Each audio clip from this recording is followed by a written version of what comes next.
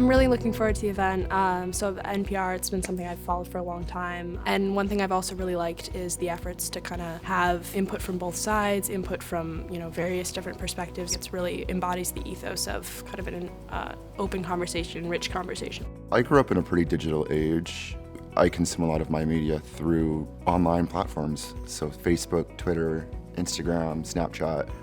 We're getting our news, our media from so many different sources. I think that the role of media is so important.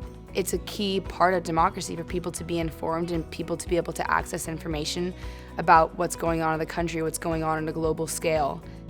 The media has really democratized democracy, right? Because we have our phones or our computers at our fingers, we get to have an unlimited source of news, and that can be a good thing or a bad thing. Journalism is a very exciting thing.